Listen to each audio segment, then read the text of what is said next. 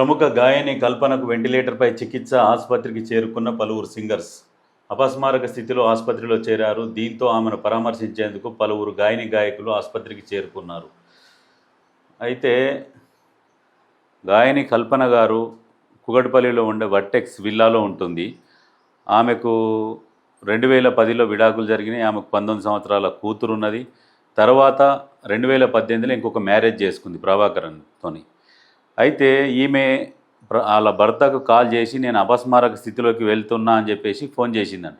అతను అక్కడ విల్లాలో ఉన్న మేనేజ్మెంట్కి వాళ్ళందరికీ ఫోన్ చేసి తర్వాత వచ్చి తలుపులు బద్దలు కొట్టేసి ఆమెని బయటికి తీసి అక్కడ దగ్గరలో ఉన్న ఆసుపత్రిలోకి చేర్చిర్రు.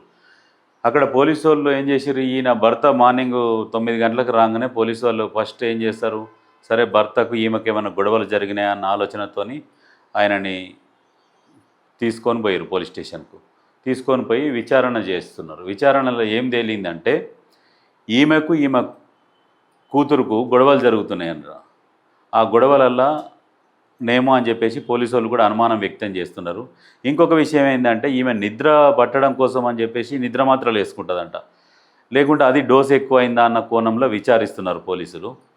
అంటే ఆ లెక్కనైతే నిద్ర మాత్రలు కొంచెం ఎక్కువైనా అంటే ఏం కాదు, ఆమె బాగుండాలని కోరుకుందాం.